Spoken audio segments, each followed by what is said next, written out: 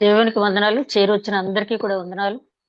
ఆ దేవాదేవుడు మళ్ళీ ఈ పునరుత్థాన దినమున ఈ సాయంకాలం సమయంలో మళ్ళీ చిన్న మందగా చేరి వాక్య ధ్యానం చేసుకునే భాగ్యం దేవుడికి అనుగ్రహించినందుకు వందనాలు చెల్లించుకుంటూ ఈరోజు మూల వాక్యం లూకాసు వార్త 23వ అధ్యాయం 46వ వచనం. అప్పుడు యేసు గొప్ప శబ్దంతో కేకవేసి, తండ్రి, నీ చేతికి నా ఆత్మను అప్పగించుకొనుచున్నాను నేను. మరొక వాక్యం అండి, అంటే ఓల్డ్ టెస్ట్మెంట్ లో కూడా ఉన్నటువంటి వాక్యం. కీర్తన 31, సంకీర్తన 31, 5వ వచనం. నా ఆత్మను నీ చేతికి అప్పగించుతున్నాను, యెహోవా సత్యదేవా, నన్ను విమోచించువాడు నీవే. నా ఆత్మను నీ చేతికి అప్పగించున్నాను, యెహోవా సత్యదేవా, నన్ను విమోచించువాడు నీవే. ప్రేమమడిన మా తండ్రి, ఇంతవరకు క్షేమంగా కాపాడిన పరమేశ్వర స్థితినైనా వందనాలు తండ్రి. మేమేమై ఉన్నామో కేవలం అది నీ ఉచితమైన కృపలైనా తండ్రి. దయగల మా ప్రభు, యెరూషలేములో జయప్రవేశం చేసిన సందర్భాన్ని జ్ఞాపకం చేసుకుంటూ, నాయన సాత్వికుడుగా, దీన మనసు కలిగిన వాడు, నీతి గల రాజుగా, రక్షకుడుగా, బంధకములలో ఉన్న వారిని విడిపించడానికి నాయన సాత్వికుడుగా, సాత్వికమైన పరలోక రాజ్యుగా నాయన యెరూషలేం పట్టణాన్ని సమీపించిన సమయంలో జరిగిన సంఘటనలు, యెరూషలేం పట్టణంలో నాయన ప్రవేశించిన తర్వాత జరిగిన సంఘటనలన్నింటినీ కూడా ఈ రోజంతా కూడా అనేక సందర్భాలు, అనేక తావుల్లో జ్ఞాపకం చేసుకున్న సందర్భంగా తేగల మా ప్రభు నాయన యెరూషలేం పట్టణం సమీపించి ఇప్పుడైనా మారు మనసు పొందమని చెప్పి యెరూషలేం చూచి నాయన దుఃఖించావు తండ్రి. మా గురించి కూడా దుఃఖిస్తున్నావు తండ్రి. ఆ దుఃఖాన్ని నిర్లక్ష్య పెట్టకుండా దైవ చిత్తానుసారమైన దుఃఖంతో రక్షణార్థమైన మారు మనసు మేము కలిగి ఉండే భాగ్యం దయచేయండి. అదేవిధంగా దేవాలయంలో ప్రవేశించి ఆయన తండ్రి ఇంటిని ప్రక్షాళన చేసావు తండ్రి. మమ్మల్ని కూడా నాయన నీ వాక్యం చేత ప్రక్షాళన చేసి మహిమ ప్రవేశం అనుగ్రహించాలని నాయన నువ్వు ఎదురు చూసిన సందర్భంగా తండ్రి, ప్రతి సంవత్సరం నాయన ఒక వేడుకగా జరుపుకోవటం కాదు కానీ తండ్రి, నాయన దాంట్లో ఉన్న ఆత్మీయ అర్థాన్ని నాయన మేము గ్రహించి ఎక్కడ వెనుకబడి ఉన్నామో దాన్ని వాక్యం ద్వారా మేము సరిదిద్దుకునే కృప అనుగ్రహించమని, అదేవిధంగా నాయన ఇప్పుడు వాక్యం ధ్యానించబోతూ ఉంటుండగా నన్ను మరుగుపరిచి ఆధ్యాత్మిక సత్యాన్ని మీరే వెల్లడి చేయమని, సిలువలో నువ్వు పలికినటువంటి ఆఖరి మాట 7వ మాట ధ్యానించబోతూ ఉంటుండగా తండ్రి, నాయన నా సామర్థ్యం, నా తెలివితేటలు, నా జ్ఞానం ఏ పాటి తండ్రి, దయగల మా ప్రభు నీ పరిశుద్ధాత్మ నడిపింపుతో నడిపించండి తండ్రి. నన్ను ఒక బోరుగా వాడుకోను తండ్రి. అక్కడ చేరి ఉన్న ప్రతి ఒక్కరిపై నీ యొక్క పరిశుద్ధాత్మ కుమ్మరింపు దయచేయి. వాక్యం వింటున్న ప్రతి ఒక్కరిపై, వాక్యం ధ్యానిస్తున్న నాపై పరిశుద్ధాత్మ నడిపింపు దయచేసి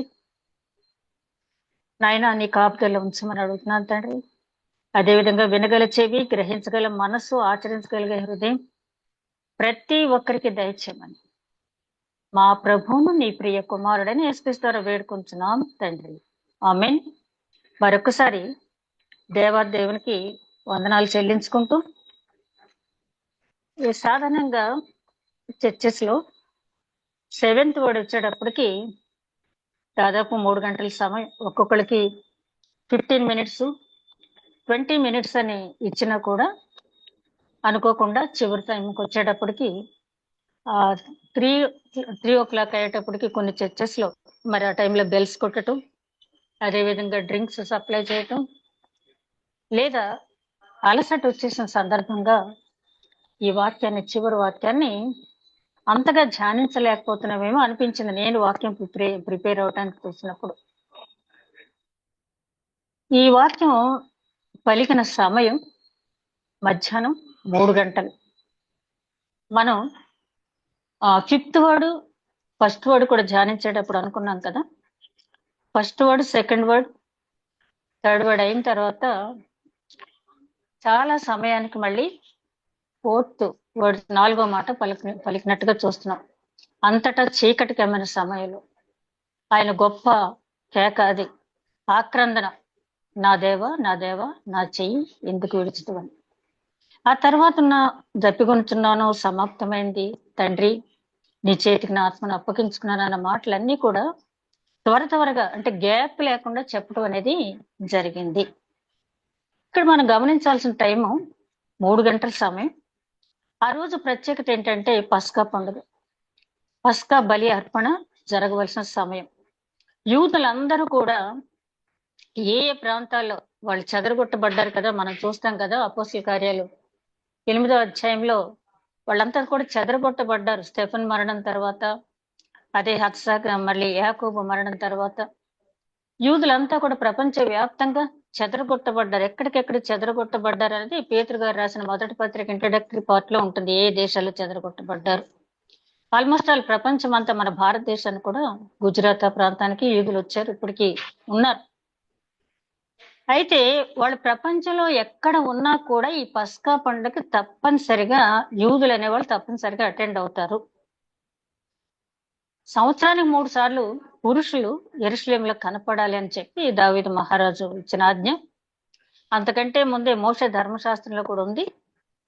మరి సంవత్సరానికి 3 సార్లు పురుషులు అంటే వారితో పాటు భార్య పిల్లలు కూడా వస్తారు కదా మనకి.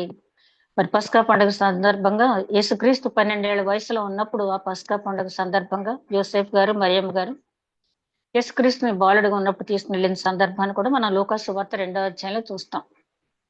సరే, ప్రతి సంవత్సరం కూడా అక్కడ స్థానికుల కంటే ఎక్కువగా వచ్చే సందర్భం ఉంటుంది ఈ పస్కా పండుగకి.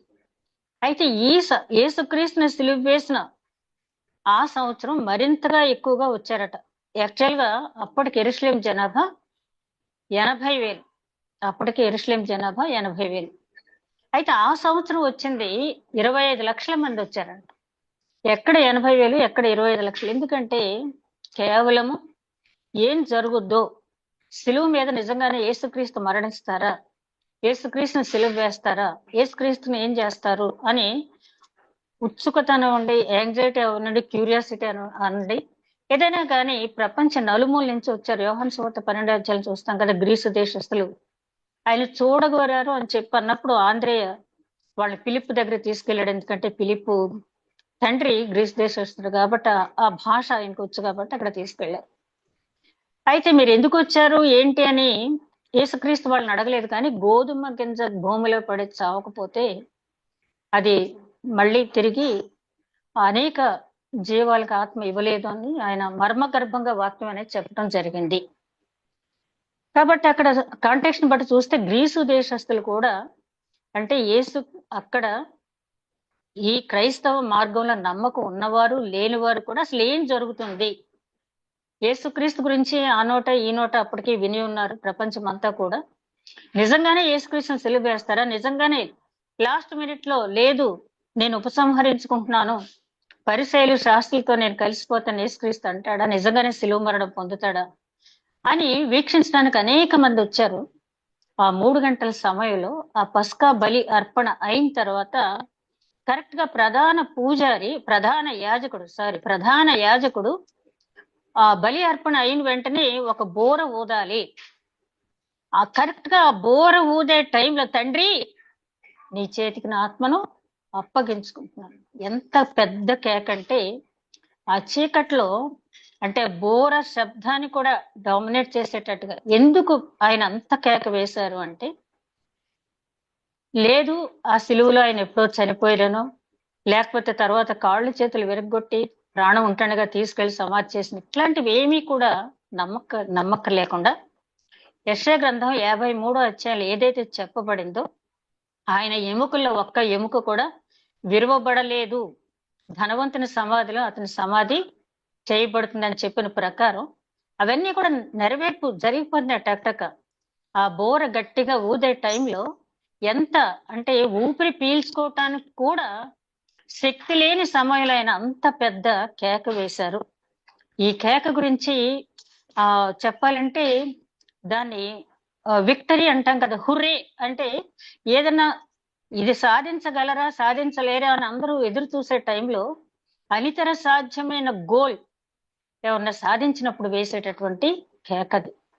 దీని మీద రకరకాలైన వ్యాఖ్యానాలు, ఈ కేక ఇలాగెందుకు వేశారు అని చాలా మంది చాలా వ్యాఖ్యానాలు చేస్తారు. కానీ ఆధ్యాత్మికంగా మనం ఆలోచించినట్టయితే యేసుక్రీస్తు తండ్రి దగ్గర నుంచి వచ్చాడు. ఆయన మళ్ళీ తండ్రి దగ్గరికి ఎట్లా వెళ్తున్నాడంటే తండ్రి తనకు అప్పగించిన పని యావత్తూ కూడా నెరవేర్చి సంతోషంగా తండ్రి దగ్గరికి తిరిగి ఆ తండ్రి దగ్గరికి వెళ్లే సంతోషంతో అదొకటిని, తండ్రి నీవు నాకు అప్పగించిన పని నేను చేసేసాను.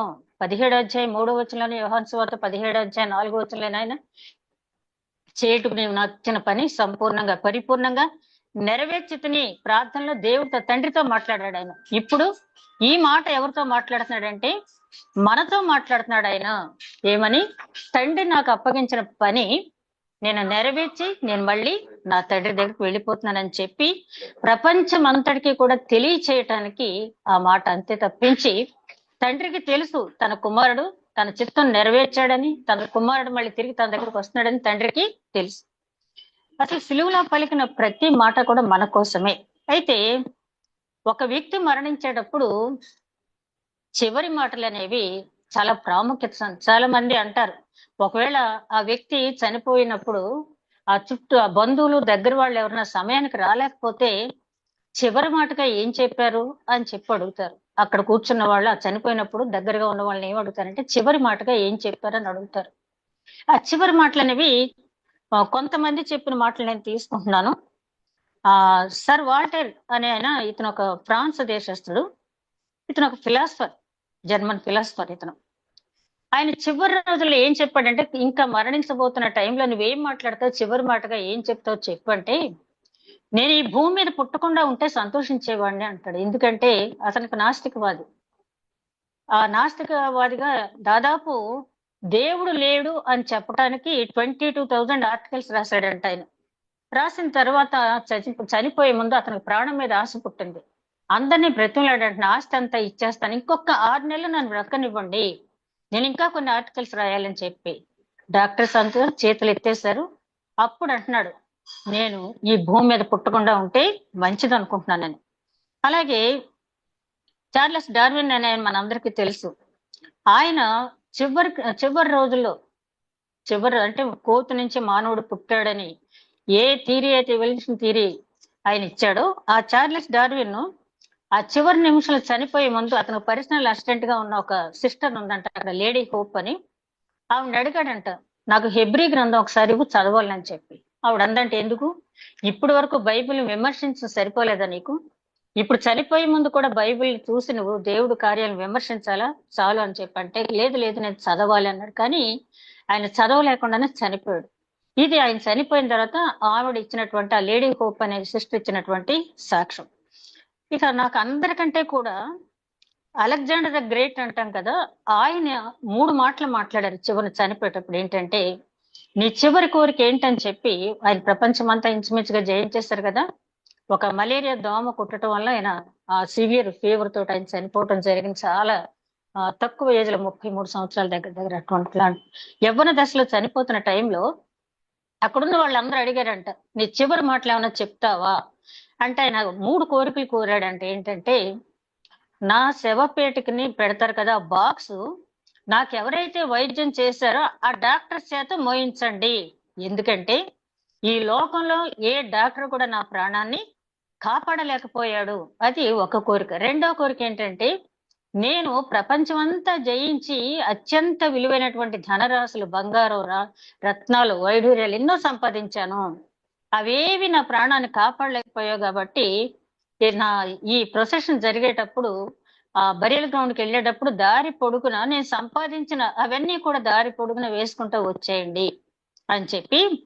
మూడో కోరిక ఏంటంటే, నా బాక్స్ లో నా చేతులు, 2 చేతుల పక్కన ఓపెన్ చేసి నుంచి ఆ బాక్స్ లోంచి నా ఎంటీ హ్యాండ్స్ పైకి కనిపించేలా పెట్టండి. ఎందుకంటే అలెగ్జాండర్ ద గ్రేట్ అనబడిన వాడు తల్లి గర్భం నుంచి ఎలాగైతే వచ్చాడో నేను మళ్ళీ అలాగే తిరిగి వెళ్తున్నాను. నాకైతే అనిపించింది, అలెగ్జాండర్ గ్రేట్ అంటే ఆయన యుద్ధాలు చేసి సంపాదించిన పేరు కంటే కూడా ఈ చివరి మాటలతో ఎక్కువ పాపులారిటీ పొందాడేమో అనుకున్నాను. అయితే ఆయన దేవుణ్ణి తెలుసుకోలేదు. మరి ఇన్ని తెలుసుకున్న తర్వాత దేవుణ్ణి అంగీకరించినట్టయితే ఆయన మరణం ఎలా ఉండేదో మనకు తెలియదు. అలాగే కార్ల్ మార్క్స్ అని ఆయన మనందరికీ తెలుసు, కమ్యూనిస్టు నాయకుడు. ఆయన ఏమంటాడంటే, చివరి మాటలు ఏమైనా చెప్తావంటే మూర్ఖులే చివరి మాటలు చెప్తారంట. ఇలా చెప్పుకుంటూ పోతే ఆ చార్లెస్ వెస్లీ, జాన్ వెస్లీ అని ఆయన అడిగితే ఆయన మాట అన్నాడంటే, చివరి మాటలు ఏమైనా చెప్తాడు, నేను చాలా ధైర్యంగా ఉన్నాను, నేనే కాదు నేను ఎక్కడైతే సంఘాలు ఏర్పాటు చేశానో నా సంఘ సభ్యులందరూ నాలాగనే ధైర్యంగా మరణిస్తారు. ఎందుకంటే నా కోసం క్రీస్తు మరణించాలి. సేమ్ ఇదే మాట ఆ చార్లెస్ పజ్జన్ అనే మంచి స్పీకర్, మంచి ఆ ఆయన ఏమంటారంటే కింగ్ ఆఫ్ ప్రీచింగ్ అంటారు ప్రీచర్స్. ఆయన ఏమంటాడంటే Jesus died for me. Bible అంతా చదివి నువ్వేం చెప్తావు చివరి మాట కంటే యేసుక్రీస్తు నా కోసం చనిపోయాడు.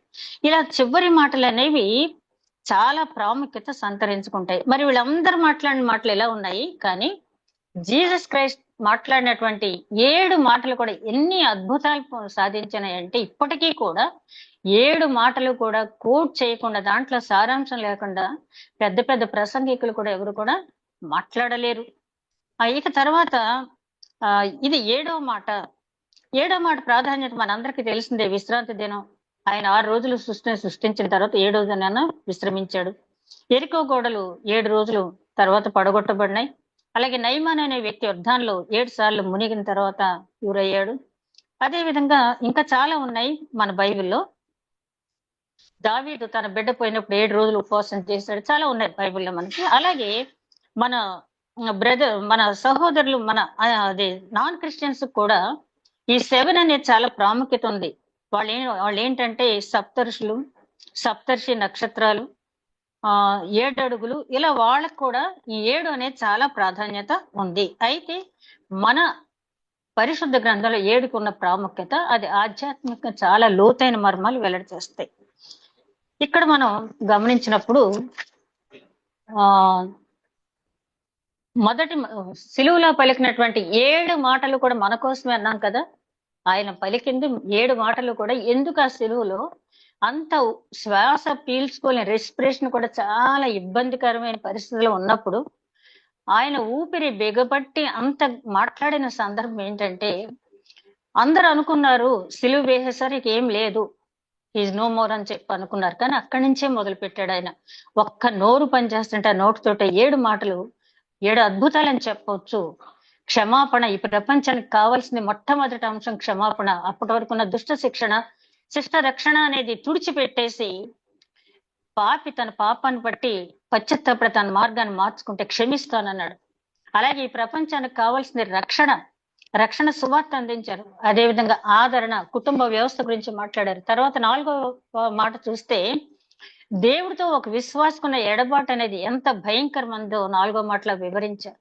5వ మాటలో ఆత్మల కోసం దాహం, ఆయన దాహం మన కోసమే, మనకు కొంత పని అప్పచెప్పారు ఆ మాట ద్వారా, సమాప్తం చేశాడు ఆయన. అలాగే మనం కూడా తండ్రి మనకు అప్పగించిన పనిని జీవితంలో సమాప్తం చేయాలని, దేవుడు పంపించిన పని అంతా చేసిన తర్వాత ఏ తండ్రి అయితే తను పంపించాడో ఆ తండ్రికి తన ఆత్మను ఎట్లాగైతే అప్పగించుకున్నాడో మన ఆత్మ కూడా అట్లాగే అప్పగించుకోవాలని చెప్పి ఆయన ఈ మాట అనేది చెప్పడం జరిగింది. అయితే దేవుని ఇక్కడ అందరూ కూడా మొట్టమొదటి మాట అయిన తర్వాత తండ్రి అన్నాడు. మొట్టమొదటి మాటలో తండ్రి అని పిలిచాడు ఆయన. తర్వాత మళ్ళీ ఆఖరి మాటలో తండ్రి అని పిలుస్తున్నాడు.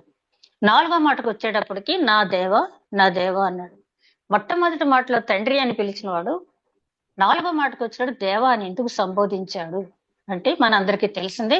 యెషయా గ్రంథం 53వ అధ్యాయం 10వ వచనం ప్రకారం సర్వమానుల పాపం ఆయన మీద మోపబడింది కాబట్టి ఆయన తండ్రిని దేవా అని పిలిచాడు. పాప భారం ఆయన మోస్తున్నాడు కాబట్టి దేవుడు పాపాన్ని సహించడు, పాపిని క్షమిస్తాడు, కానీ పాపాన్ని సహించే దేవుడు కాదు. పాపాన్ని ఆయన కన్ను చూడలేదు, అని పరిశుద్ధుడు కాబట్టి నా దేవా, నా దేవా అని పిలిచాడు. తర్వాత ఈ చివరి వచనానికి వచ్చేటప్పటికి మళ్ళీ తండ్రి అని ఎందుకు పిలుస్తున్నాడు?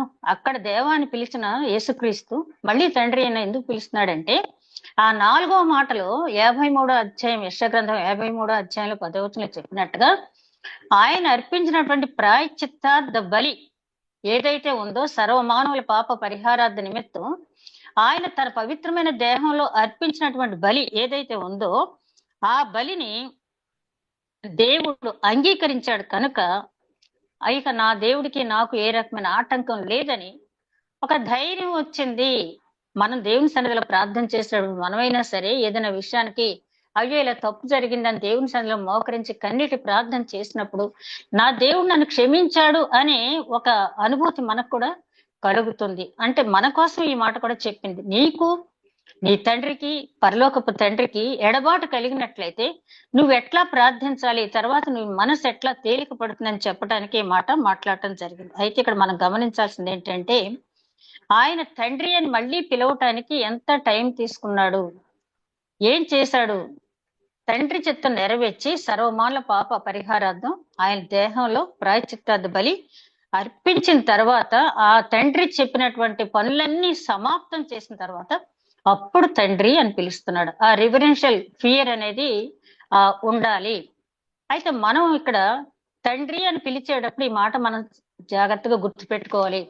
పరలోక ప్రార్థన చేసేటప్పుడు పరలోకమందున మా తండ్రి అని చాలా తేలిగ్గా మనం పిలుస్తాం.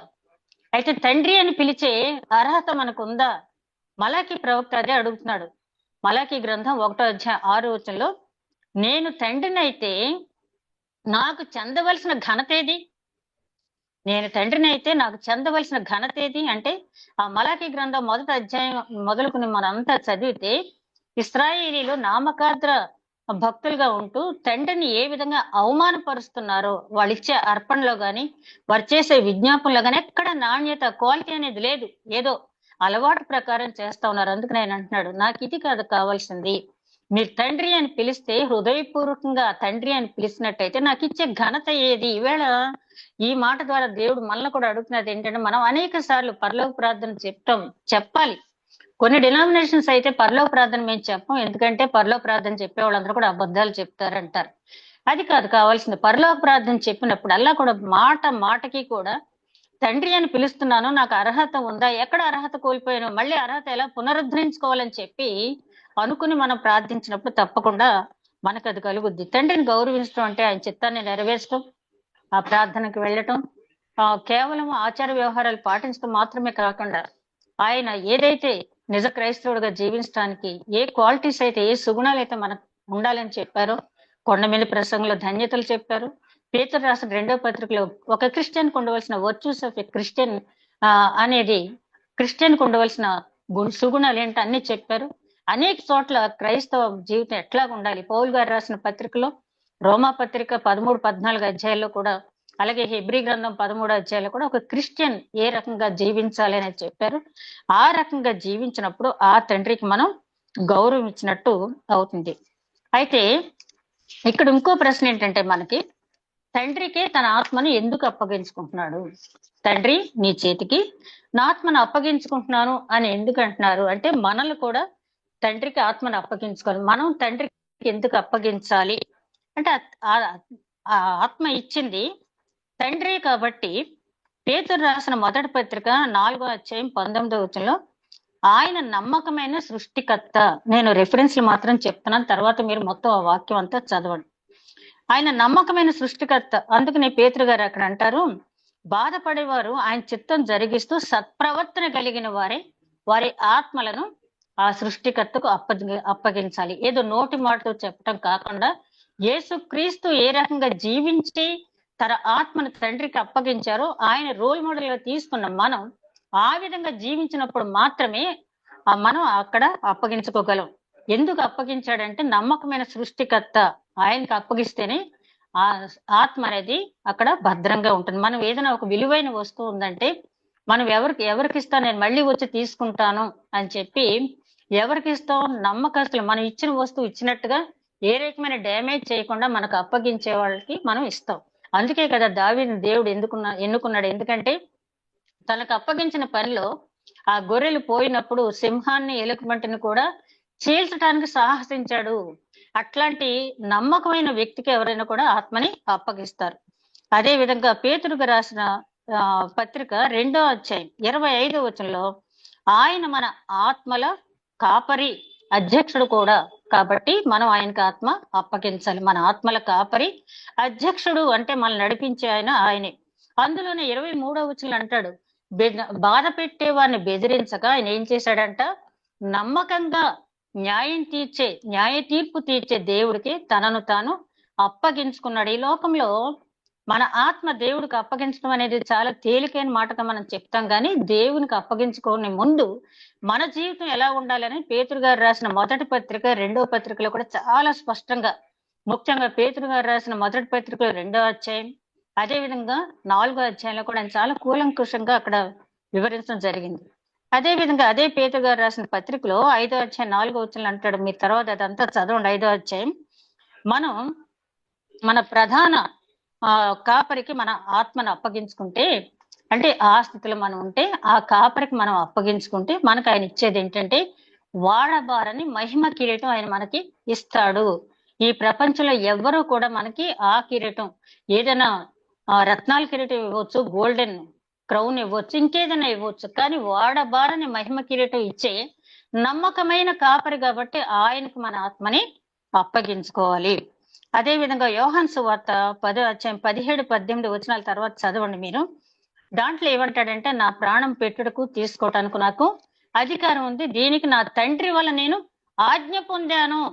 మాట కాదు, ఆజ్ఞ పొందాను. నా తండ్రి దగ్గర నేను ఆజ్ఞ పొందాను, నువ్వు నీ ఆత్మని ఇక్కడ ఉంచు, నీకు కావాల్సినప్పుడు తీసుకోవటానికి, మళ్ళీ దాన్ని ఇక్కడ పెట్టడానికి నీకు అధికారం ఉందని చెప్పి నేను ఆజ్ఞ పొందాను కాబట్టి నేను అక్కడ ఇచ్చానని చెప్పి అంటున్నాడు. అంటే మనం కూడా తండ్రికి ఇవ్వాలి అంటే, తండ్రి మన ఆత్మను తీసుకోవాలంటే, కుమారుడు ఆజ్ఞ పొందినట్టుగానే మనం పొందాలంటే కుమారుని ప్రవర్తన మనం కలిగి ఉండాలి.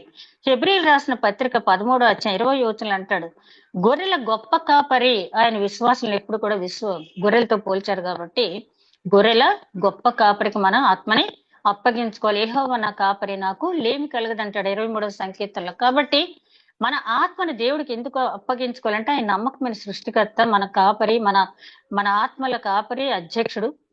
ఆయన మనకి ఇచ్చిన ఆత్మను ఆయనకి మనం తిరిగి ఆయనకి ఇవ్వాలి. ఎందుకంటే ఆయన దగ్గర ఉంటేనే అది జాగ్రత్తగా అనేది ఉంటుంది. సరే, ప్రవచన నెరవేర్పు కూడా ఏందో చూసాం కదా. తండ్రి, నా ఆత్మని చేతికి అప్పగించుకున్నాను, సత్యదేవ నన్ను విమోచించేవాడు నీవే. అంటే దావీదు ఆ కీర్తన రాసినా కూడా, దావీదు రాసిన కీర్తనలో ప్రవచన కీర్తనలు చాలా ఉంటాయి కదా, అలాగే ఇది యేసుక్రీస్తు గురించి చెప్పబడిన మాట. అయితే కిందది మాత్రం యేసుక్రీస్తుకి అప్లై అవ్వదు, పై మాట మాత్రమే, సత్యదేవ అన్న అంతవరకే, కానీ నన్ను విమోచించేవాడు నీవే అన్న మాట దావీదుకి అప్లై అయ్యే మాట అది. తర్వాత మనం ఇక్కడ గమనించవలసింది ఏంటంటే, మన ఆత్మలు దేవుడు అంగీకరిస్తాడు. ప్రతి ఒక్కరి కూడా క్రిస్టియన్ అనే ఎప్పుడైతే రక్షణ పొందామో, బాప్తిస్మం తీసుకున్నామో, ప్రతి ఒక్కరి అల్టిమేట్ గోల్ ఏంటంటే నిత్య జీవ ప్రవేశం, పరలోక రాజ్య ప్రవేశం. దానికి వెళ్ళటానికి మన ఆత్మలు దేవుడు అంగీకరిస్తాడా? ప్రతి ఒక్కరికి కూడా ఏంటి కోరిక ఏంటంటే మన ఆత్మని దేవుడు తీసుకోవాలి. అయితే దేవుడు అంగీకరిస్తాడా? దేవుడు మనకి ఏ రకమైన స్థితిలో మనకి ఇచ్చాడో దేవుడు ఆ విధంగానే ఉంటేనే తీసుకుంటాడు కదా. అయితే చాలా మంది ఎవరైనా చనిపోయినప్పుడు వెంటనే ఒక మాట చెప్తారు ఏంటంటే, ప్రసంగిలో 12వ అధ్యాయం 7వ వచనంలో ఏమంటారు, మన్నైనది వెనుకటి వలనే భూమికి చేరును, ఆత్మ దాన్ని దయచేసిన దేవుని యొద్దకు వెళ్ళిపోతుందని చెప్తారు. నిజమా? మన్నైనది మన్నుకి వెళ్ళిపోవటం మాత్రం కరెక్టే, మంటిలోకి వెళ్ళిపోద్ది. ఆత్మను దాన్ని దయచేసిన దేవుడి దగ్గరికి వెళ్ళిపోతుందా? చూద్దాం. ఆ తర్వాత ఇంకో మాట కూడా అంటారు, నిరీక్షణ లేని ఇతరుల వల్లే దుఃఖించవద్దు, ఒకరోజు మనం వాళ్ళని చూస్తాం, సందేహం లేదు అని వాళ్ళు చెప్తారు. అయితే ఆ చెప్పే పాస్టర్ గారి ఆత్మ అక్కడికి వెళ్తుందా? అది ఎవరు చెప్పలేరు. అది ఆ తీర్పు జరిగే వరకు కూడా ఎవరు కూడా ఆత్మ అక్కడికి వెళ్ళాలని కోరుకుంటా, అంతే తప్పించి నా ఆత్మ అక్కడికి వెళ్ళిపోద్దని గ్యారెంటీగా ఎవరు చెప్పడానికి వీల్లేదు. తీర్పు తీర్చే దేవుడి దగ్గర నిలబడాల్సిందే కదా అందరూ. అందుకే ప్రసంగి అంటాడు కదా ఈ మాట. అంటే మనం బైబిల్ ఒక్క చోట చదివి దాన్ని ఆధారం చేసుకుని, ఇదిగో బైబిల్లో ఇక్కడ ఉంది కదా, దాని ప్రకారం మన ఆత్మ వెళ్ళిపోద్ది అని చెప్పి అనుకుంటే అది పొరపాటు. మనలోకి వెళ్ళిపోద్ది, కానీ తర్వాత జరిగేది ఏంటంటే ఆత్మ అనేది ఎక్కడికి వెళ్తున్నది దేవుడు నిర్ణయించాల్సింది. డౌట్ లేదు, మన ఆత్మ దేవుడు ఇచ్చింది. ఆదికాండం 2వ అధ్యాయం 7వ వచనంలో, నాసికా రంధ్రంలో జీవాత్మ ఊదగా నరుడు జీవాత్మ అయ్యను. మనకు ఆత్మ ఇచ్చింది దేవుడే. ఆత్మ ఇచ్చాడు, ఆయన జీవాత్మ ఇచ్చాడు, కానీ దాన్ని సరైన స్థితిలో ఉంచినప్పుడే కదా ఆయన తీసుకుంటాడు. నరుని ఆత్మ యెహోవా పెట్టిన దీపం అంటాడు సామెతల గ్రంథకర్త. నిజమే, నరుని ఆత్మ యెహోవా పెట్టిన దీపమే. మరి అదే ప్రసంగి ఏమంటాడు 7వ అధ్యాయం 29వ వచనంలో, దేవుడు నరుని యథార్థంగా పుట్టించిన కానీ వారు వివిధములైన తంత్రములు కల్పించుకున్నారు. ఇది చాలా సార్లు మనం జ్ఞాపకం చేసుకునే వాక్యం. దేవుడు మనకి యథార్థమైన హృదయంతో మనకు జన్మ ఇచ్చాడు, కానీ మనం వివిధమైన తంత్రాలు కల్పించుకున్నాం. యోహాను రాసిన మొదటి పత్రిక 2వ అధ్యాయం 16వ వచనం ఉంటుంది కదా, శరీరాశ, నేత్రాశ, జీవగుడము ఇవేవి కూడా తండ్రి వలన కలిగినవి కావు. తండ్రి వల్ల కలిగినవి కావు అని చెప్పినట్టు వాటిని అన్నిటిని మన లోపల తెచ్చేసుకుంటే దేవుడు ఎలా మన ఆత్మ తీసుకుంటాడు? అందుకే తర్వాత మత్తయి సువార్త 25వ అధ్యాయంలో కూడా మనం గమనించినప్పుడు అక్కడ గొర్రెలు మేకలు ఉదంతం చెప్పిన తర్వాత కుడి చేతి పక్కన ఉన్న వారితో అతను ఏమంటాడు, నా తండ్రి చేత ఆశ్రయింపడిన వారా, జగత్తు పునాది వేయి బడక మునిపే మీకోసం ఏర్పాటు చేసినటువంటి ఆ సంతోషకరమైన పరలోక రాజ్యానికి మీరు వెళ్ళండి. అదేవిధంగా ఎడం చేతి పక్కన ఉన్న వారితో ఏమంటాడు, శాప పొందిన వారులారా, మీరు అపవాదికిని దాని దూతలకు ఏర్పాటు చేయనటువంటి అగ్నికుండంలోకి మీరు వెళ్ళండి అని చెప్పి ఆయన ముందుగానే ఇలా ఉంటుంది తీర్పు అని ఆయన చెప్పడం జరిగింది. అదేవిధంగా బుద్ధిగల కన్యకుల గురించి కూడా మనం చూసినప్పుడు వాళ్ళ గురించి కూడా మనకు తెలుసు కదా. ఆ బుద్ధిగల కన్యకులు వచ్చి వాళ్ళు తలుపు కొట్టినప్పుడు మత్తయి సువార్త 25వ అధ్యాయం 12వ వచనంలో, మీరెవరో నాకు తెలియదు అన్నాడు. ఆ పెండ్లి కుమారుడు ఏమన్నాడు, మీరెవరో నాకు తెలియదు. ఎందుకని? మన ఆత్మ దేవుడు ఇచ్చినట్టుగా లేదు కాబట్టి అట్లాంటి సమాధానం. అందుకని దానియేలు గ్రంథకర్త ఏమంటాడంటే 2 రకాలైనటువంటి మాటలు ఇక్కడ చెప్పడం అనేది జరిగింది. మేల్కొంటారు, సమాధుల నుంచి మేల్కొనే వాళ్ళు కొంతమంది నిత్య జీవనికి వెళ్తారు, కొంతమంది నిత్యము హేయులగుటూ అపనిందల పాలవటానికి మేల్కొంటారు. సమాధుల్లోంచి ప్రతి ఒక్కళ్ళు మేల్కొంటారు. అయితే ఒక్కడేమో నిత్య జీవంలోకి వెళ్తారు, మరి కొంతమంది ఏమో ఎప్పుడు హేయులగుతూ అపవాది చేత నిందింపబడటానికి వాళ్ళు అక్కడికి వెళ్తారని చెప్పి చెప్పడం జరిగింది. అదేవిధంగా మనందరికీ తెలిసిందే, కొరింథీయులకు రాసిన 2వ పత్రిక 5వ అధ్యాయం 10వ వచనంలో ఆయన చెప్తాడు కదా, దేహంతో జరిగించినటువంటి, అంటే రిఫరెన్స్ పూర్తిగా మీ తర్వాత చదవండి, దేహంతో జరిగిన క్రియలు అవి మంచివైనను సరే చెడ్డవైనను సరే ఆ తీర్పు సింహాసనం ముందు మనందరం కూడా నిలబడవలసిందే. మరి లాజరు అది ధనవంతుడు, లాజరు ఉదంతంలో అబ్రహాం కూడా ఎక్కడున్నాడు? పరదేశంలో ఉన్నాడు. అబ్రహాం కూడా ఆ టైంకి అక్కడ నిలబడాల్సిన వాడే. కాబట్టి ఎవరు కూడా నా ఆత్మ డైరెక్ట్ గా దేవుడి దగ్గరికి వెళ్ళిపోద్దని చెప్పడానికి లేదు. అదేవిధంగా ప్రకటన గ్రంథం 14వ అధ్యాయం 13వ వచనంలో కూడా చెప్పిన మాట ఏంటంటే, ఇప్పుడు ప్రభువునందు నిద్రించిన వారు ధన్యులు, ఎందుకంటే అప్పటికే శ్రమలు మొదలైపోయినాయి, అనేక శ్రమలు ఎదుర్కొన్నారు. ఇప్పుడు ప్రభువునందు, అంటే అనేక శ్రమలు పడి ప్రభువునందు నిద్రించిన వారు ధన్యులు, వారు విశ్రాంతికి వెళ్తున్నారు, వారి క్రియలు వారు వెంట వెళ్ళిపోతున్నాయి అంటాడు. వాళ్ళు విశ్రాంతికి వెళ్ళిపోతున్నారు, కానీ వాళ్ళు ఎంత నీతిమంతులు అయినప్పటికీ కూడా 100% కూడా అది ఎవరు చెప్పాలి? అక్కడ దేవుడి కుమారుడు చెప్పాలి. అదే విధంగా మన ఆత్మ దేవుని చేతే కాపాడబడాలి అంటాడు. కొలసీలు రాసిన పత్రిక 3వ అధ్యాయం 1వ వచనంలో, మనం క్రీస్తుతో కూడా లేపబడిన వారమైతే పైన వాటిని వెదకండి అంటాడు పౌలు గారు. అదేవిధంగా మీరు మృతి పొందితిరి, మీరు జీవము క్రీస్తుతో కూడా దాచబడి ఉన్నది. మీరు మృతి పొందితిరి అంటే ఏంటి? ఎప్పుడైతే రక్షణ పొందామో అప్పుడు పాత జీవితాన్ని మనం పాతి పెట్టేశాము. కాబట్టి ఎవరైతే ఆ పాత జీవితాన్ని పాతి పెట్టేస్తారో వాళ్ళు జీవం అనేది పొందుతారు. క్రీస్తుతో మీ జీవం క్రీస్తుతో కూడా దాచబడి ఉంది.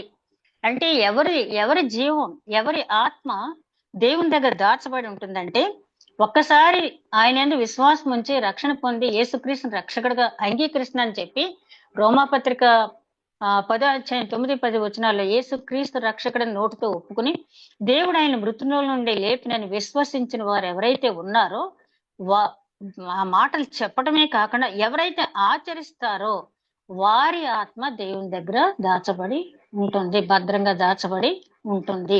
అంతే తప్పించి మన ఇష్టానుసారంగా జీవించి దేవుడిచ్చిన ఆత్మే కదా దేవుడు తీసేసుకుంటాడులే. ఇది ఒక వస్తువు మనం ఎవరికైనా ఇస్తే దాన్ని పాడు చేసి తీసుకొస్తే నీకు ఎలా ఇచ్చాను వస్తువు, నువ్వు ఎలా తీసుకొచ్చావు?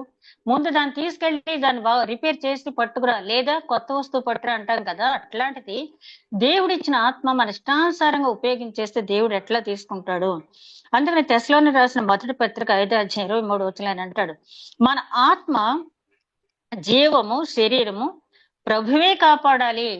మన ఆత్మను గాని, మన జీవం గాని, మన శరీరం గాని మనకు మనం కాపాడుకోవాలనుకుంటే అది జరగని పని. దేవునికే అప్పగించాలి. దావీదు మహారాజు అంటాడు కదా, దేవా నన్ను పరిశీలించు, పరిశోధించు, నీకు ఆయాసకరమైన మార్గంలో ఉంటే నాలో నుంచి తొలగించు. ఎందుకంటే పాపం చేయటానికి మానవుడు చాలా త్వరగా వెళ్తాడు, కానీ పాపాన్ని శుద్ధి చేసుకోవడానికి మానవుని పని కాదు, చేసుకోలేడు. ఆయన పరిశుద్ధుడు, శుద్ధీకరించేవాడు నేనే అంటాడు. కాబట్టి మన జీవితానికి ఆయనకు అప్పగించడం అంటే మాటి మాటికి శుద్ధీకరించుకోవటం కాదు. ఒక్కసారి శుద్ధీకరణ పొందిన తర్వాత మళ్ళీ తిరిగి వెళ్తే ఏమవుద్ది? కుక్క తన వాంతికి తిరిగినట్టు అవుతుంది. అట్లాంటి జీవితం దేవుడు అడగట్లేదు. ఒక్కసారి నువ్వు శుద్ధీకరింపబడిన తర్వాత మళ్ళీ లోకం వైపు చూడకుండా ఉన్నప్పుడు నీ ఆత్మ, నీ శరీరము, నీ ప్రాణము కూడా దేవుడు కాపాడతాడు.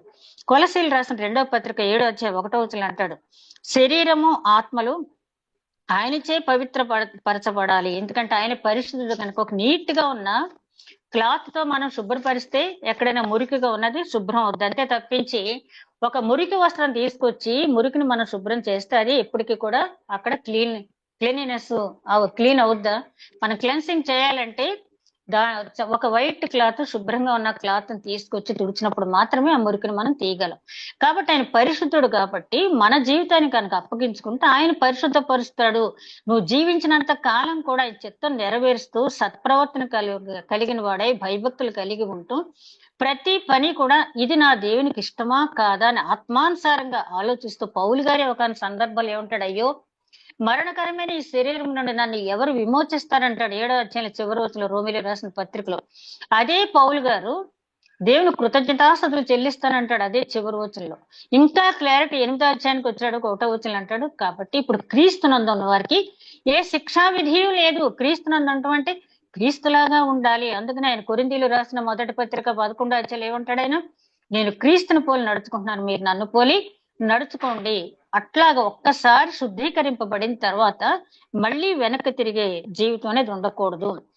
ఎవరి ఆత్మను దేవుడు తీసుకుంటాడు ఆయన అంటే అక్కడ చెప్తున్న మాట తెస్సలోనికి రాసిన పత్రిక 5వ అధ్యాయం 19వ వచనంలో ఆత్మను ఆర్పొద్దంటున్నాడు. జీవిత కాలం కూడా అదే బుద్ధిగల కన్యకలు చూసాం కదా, అంతం వరకు సహించిన వాడే ఆ జీవకిరీటం పొందుతాడు కదా. కాబట్టి కొంతకాలం నేను వేడిగా ఉన్నాను, కొంతకాలం భయభక్తులతో ఉన్నాను, కొంతకాలం నేను చాలా విశ్వాసంతో ఉన్నానంటే దేవుడు ఒప్పుకోవట్లేదు.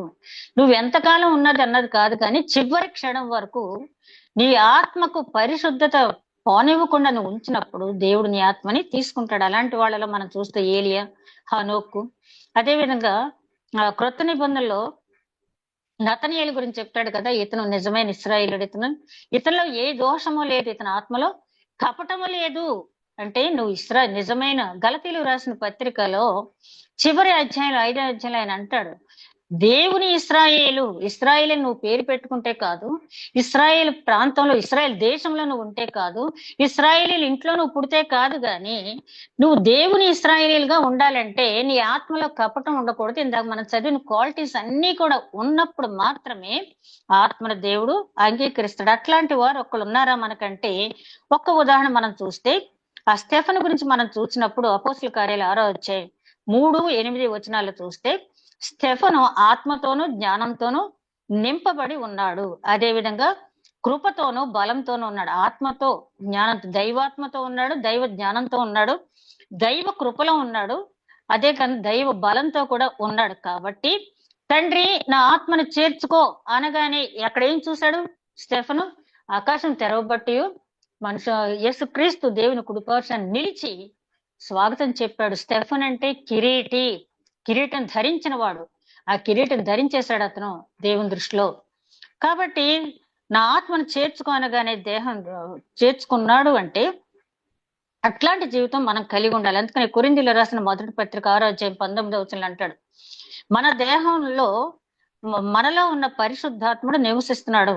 మన దేహం పరిశుద్ధాత్మనికి నిలయం. కాబట్టి ఆ పరిశుద్ధాత్ముడు దుఃఖపడకుండా నీ జీవితం అంతా నువ్వు జీవించినప్పుడు నువ్వు అడగకుండానే నీ ఆత్మ దేవుడు తీసుకుంటాడు.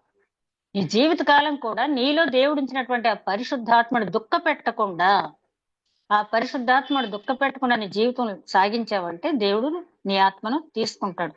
అదేవిధంగా ఏఫీసీలు రాసిన పత్రిక 2:8 అంటాడు, ఇన్ని మంచి క్వాలిటీస్ ఉన్నా కూడా, మనలో ఇన్ని మంచి క్వాలిటీస్ ఉన్నా కూడా దేవుని కృప లేకపోతే మనం ఆయన దగ్గర ఆయన మన ఆత్మ తీసుకోడు. విశ్వాసమును కృప ద్వారానే మీరు రక్షింపబడ్డారు అంటారు. అదే విధంగా మరొక ఉదాహరణ కూడా, మరొక రిఫరెన్స్ కూడా మనం జ్ఞాపకం చేసుకుంటే, కొరింథీయులు రాసిన పత్రిక 2వ పత్రిక 7వ అధ్యాయం 1వ వచనంలో చూస్తే, మనకు ఈ వాగ్దానం ఉంది కాబట్టి ఆత్మకు శరీరానికి కల్మషం లేకుండా మన జీవితాన్ని దేవుడికి అప్పగించాలంటాడు. ఏంటి ఆ వాగ్దానం ఏంటంటే, 6వ అధ్యాయం చివరి వచనాలు చూస్తే, మీరు లోకమునకు సపరేట్ గా ఉండండి, పరిశుద్ధులై ఉండండి, మీరు లోకంతో కలిసిపోవద్దు, ప్రత్యేకింపబడిన వారుగా ఉండండి, మీ మీద శుద్ధ జలం జల్లుతాను, నేను మీలో ఉంటాను, నేను మీకు తండ్రినై ఉంటాను, మీరు నాకు జనులై ఉంటారు అని ఒక వాగ్దానం ఇచ్చాడు దేవుడు మనకి. యెహెజ్కేలు గ్రంథంలో కూడా చూస్తాం, నిర్గమకాండలో కూడా చూస్తాం మనం, వీరు నాకు స్వకీయ సంపాద్యం అని చెప్పి. ఆ విధంగా ఉన్నప్పుడు దేవుడు మన ఆత్మని తీసుకుంటాడు. అంతేకాకుండా మనం చేయవలసినటువంటి పని ఇంకోటి ఏంటంటే, హెబ్రీ గ్రంథం 10వ అధ్యాయం 5వ వచనం తర్వాత మీరు చూడండి, ఆయన అంటాడు, నువ్వు బలులు కోరలేదు కానీ నాకు ఒక శరీరం ఇచ్చావు, నువ్వు ఈ శరీరంతో నిరంతరము నేను ప్రార్థన విజ్ఞాపనలు చేస్తున్నాను. అక్కడ చాలా మంచి అర్థం. అంటే దేవుడు మనకి శరీరాన్ని ఎందుకు ఇచ్చాడంటే, జీవిత కాలం కూడా ప్రార్థన విజ్ఞాపనలు మన కోసం, మన వ్యక్తిగత రక్షణ, ఇతరుల రక్షణ కోసం మనం చేయవలసిన వారమే.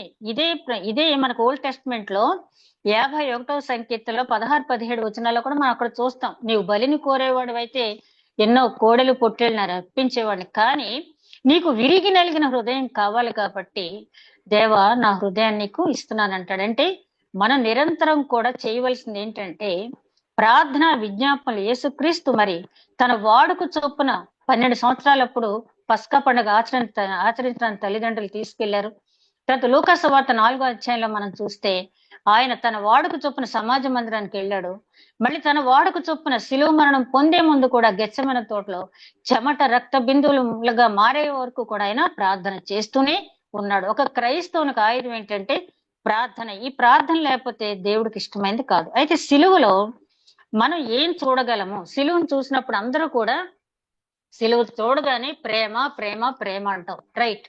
ప్రేమ అనేది చాలా ముఖ్యం. దేవుడు లోకమును ఎంతో ప్రేమించను అని ఆ చేతులు రెండు అలా చాపి ఉంటాయి. విననోళ్ళని పిల్లల కోసం దినమెల్ల నా చేతులు చాపానని చెప్పి యెషయా గ్రంథం 65వ అధ్యాయం 2వ వచనంలో అక్కడ చెప్పడం అనేది జరిగింది. కాబట్టి ఆ చేతులు ఎప్పుడు కూడా చాపే ఉంటాయి. అక్కడ ప్రేమను చూస్తాము. 1, 2, 3 మాటల్లో కూడా దేవుని ప్రేమను చూస్తాం. శిలువ మీద పలికినటువంటి ఆ 3 మాటల్లో కూడా దేవుని ప్రేమను చూస్తాం. రెండోది ఏంటంటే పరిశుద్ధత. ఆ శిలువ మీద దేవుడు పలికిన 4వ మాటలో పరిశుద్ధత. ఆయన బ్రతుకున్నప్పుడు ఒక ఛాలెంజ్ చేస్తాడు, నాలో పాపం ఉందని మీలో ఎవరైనా స్థాపించగలరా, అంటే నిరూపించగలరా, ఎవిడెన్స్ తోడు సహా నిరూపించగలరా?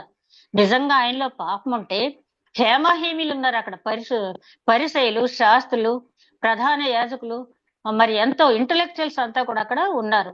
నిజంగా ఆయనలో పాపం ఉంటే చెప్పేవలే, పలానా చోట పలానా పాపం చేయలేదా నువ్వు అని చెప్పి మొహం మీద అంటారు.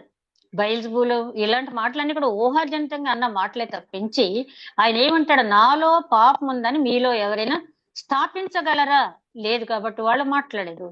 ఆయన అందుకనే మన ప్రధాన యాజకుడు మరల వలె అన్ని బలహీనతో శోధింపబడిన ఆయన పాపము లేనివాడుగా ఉండెను అంటాడు హెబ్రీ గ్రంథకర్త.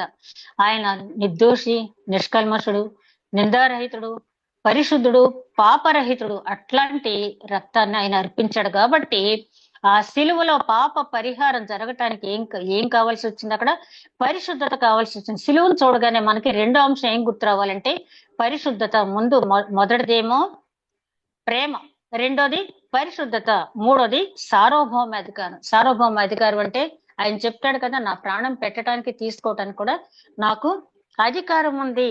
అంతేకాదు సార్వభౌమ అధికారం అంటే ఈ రోజుల్లో మనకి కావాల్సింది ఏంటంటే, ఎక్కడైనా సువార్త ప్రకటన చేస్తున్నప్పుడు ఎవరైనా మనల్ని భయపెట్టినా, మనం తప్పు మాట్లాడనంత సేపు కూడా ఎవరికి మనం జడవక్కల వాక్యానుసారంగా యేసుక్రీస్తుని అపవాది శోధించినప్పుడు వాక్యంతో ఎట్లాగైతే ఆయన సమాధానం చెప్పారు అదే విధంగా మన వాక్యంతో చెప్పినప్పుడు తాత్కాలికంగా శ్రమలు వచ్చినా కూడా ఒకవేళ ఎవరైనా చంపితే ఈ శరీరాన్ని కానీ ఆత్మను ఎవరు కూడా చంపలేరు కాబట్టి ఆ సార్వభౌమ అధికారం అనేది సిలువలో మనం చూస్తున్నాం. ఒకటి ప్రేమ, రెండు పరిశుద్ధత, మూడు సార్వభౌమ అధికారం. ఈ మూడు కూడా సిలువలో చూస్తాం. అంటే సిలువలో క్రీస్తు ఏమి సాధించాడు? సిలువలో క్రీస్తు ఏం సాధించాడు? పాపంపై విజయం సాధించాడు. ఈ 4వ మాటకు వచ్చేటప్పటికి ఆయన పాపం మీద విజయం సాధించేశాడు. తర్వాత రెండోది ఏంటంటే అపవాదిపై విజయం. అపవాదిపై విజయం ఆయన సాధించాడు. అపవాదిపై విజయం అనేది మీ తర్వాత చదవండి. కొలసీలు రాసిన పత్రిక 2వ అధ్యాయం 13వ వచనం నుంచి 15వ వచనం వరకు నిజంగా చదువుతుంటే మనకి ఎంత ఇన్స్పిరేటివ్ గా ఉంటుందంటే అక్కడ పౌలు గారు అంటాడు, మీరు రక్షణ పొందక ముందు, మీరు సున్నతి లేని వారు ఉన్నప్పుడు, మీరు శరీర సంబంధాలుగా ఉన్నప్పుడు మీరు చేసిన పాపాలన్నిటినీ కూడా అపవాది ఇదిగో ఇప్పుడైతే రక్షణ పొందాడు, కానీ ఇతడు లేదా ఈమె చేసిన పాపాలన్నీ లిస్టు నా దగ్గర ఉన్నాయి, ఈ లిస్టు చూడు, ఇతడు పాపాలు చూడని చూపిస్తున్నాడు అపవాది. అయితే అక్కడ మన మీద అపవాది చూపిస్తున్న రుణపత్రాన్ని యేసుక్రీస్తు సిలువలో ఏం చేశాడంటే ఆ రుణపత్రాన్ని మేకులతో కొట్టేశాడంటే, ఇంకా మేకులతో కొట్టేశాడు. దాన్ని చూపించడానికి కూడా లేదు. యెషయా గ్రంథంలో అంటాడు, నీ పాపం నేను జ్ఞాపకం చేసుకున్నావు, నా వీపు వెనక ఉన్నాయంటాడు. కాబట్టి మేకులతో కొట్టేశాడు ఆయన అపవాది మీద జయం. ఆ రకంగా జయోత్సాహంతో అక్కడ ఉన్న అధికారులు మన మీద నింద మోపే వాళ్ళందరినీ కూడా వాయుమండల అధికారులతో మీరు పోరాడాలంటాడు కదా ఎఫెసీయులకు రాసిన పత్రిక 6వ అధ్యాయంలో. అట్లా మన మీద ఎవరైతే నింద మోపుతున్నారో, అధికారులు అయితే ఎవరైతే ఉన్నారో, అపవాది సంబంధులు ఎవరైతే ఉన్నారో వారందరూ ఎదుట జయోత్సాహంతో పట్టి లాక్కొచ్చాడంట. అంటే అపవాది మీద అంతటి విజయం అతను యేసుక్రీస్తు సాధించారు. తర్వాత మరణంపై విజయం. మనిషిని ఎప్పుడు కూడా అపవాది దేని చూపించి భయపెడుతుంది? ఎవరైనా సరే లాస్ట్ మినిట్ లో కూడా తను సంపాదించిందంతా కూడా, మన ఈ మధ్య యాపిల్ కంపెనీ అధినేత, నేను సంపాదించిందంతా ఇచ్చిన నా ప్రాణం నేను కాపాడుకోలేకపోతున్నాను అంటాడు.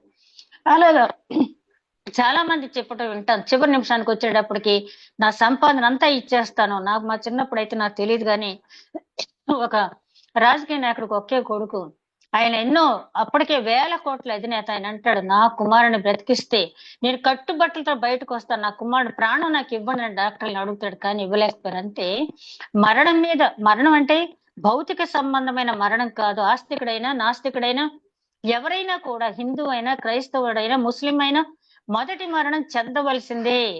క్రీస్తు సాధించింది రెండో మరణం మీద విజయం. దాన్ని పాత నిబంధన గ్రంథంలో, హోషేయ గ్రంథంలో మనం చూస్తాం. ఓ మరణమా నీ విజయం ఎక్కడ? ఓ మరణమా నీ ముళ్ళు ఎక్కడ? పాపం దానికి ఏంటి? పాపపు ముళ్ళు మరణం కదా. పాపపు ముళ్ళు మరణం. దాన్ని విరిచేశాడు ఆయన సిలువ మీద, ఆయన విరిచేశాడు ఆ ముళ్ళుని. అదే విధంగా కొరింథీయులకు రాసిన మొదటి పత్రిక 15వ అధ్యాయం 56వ వచనంలో పౌలు గారు చాలా మత్స్యమైంది అమత్స్యమైంది ఇలాగా శరీరం గురించి ఆత్మ గురించి కంపేర్ చేసి చెప్పుకుంటూ వచ్చి చివరికి వచ్చినప్పుడు ఆయన అంటాడు, ఓ మరణమా నీ విజయం ఎక్కడ? ఓ మరణమా నీ ముళ్ళు ఎక్కడ అని చెప్పి ఆయన అక్కడ మాట్లాడటం అనేది జరిగింది. కాబట్టి సిలువ మీద యేసుక్రీస్తు ఏమి సాధించాడు అని మనం ఆలోచించినట్టయితే, ఆయన సాధించింది పాపం మీద విజయం సాధించారు, తర్వాత ఆ మరణం మీద విజయం సాధించారు, అపవాది మీద విజయం అనేది సాధించడం అనేది జరిగింది. సరే, ఆయన చేసిన పని ఆయన చేసేశారు, ఆయన విజయం సాధించేశారు. ఇప్పుడు మనం ఏం చెయ్యాలి? ఆ సిలువ మరణం చెందారు ఆయన.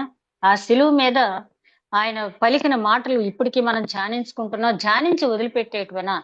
ఇప్పుడు మనం ఏం చెయ్యాలి? మనం చేయవలసినటువంటి పని, అక్కడ ప్రధాన యాజకుడు ఆ తెర చిరిగినప్పుడు ప్రత్యక్ష సాక్షి, ఆ పస్కా పండుగ రోజున యెరూషలేం దేవాలయంలో ఆ తెర చిరిగినప్పుడు ప్రత్యక్ష సాక్షి ఎవరంటే ప్రధాన యాజకుడు.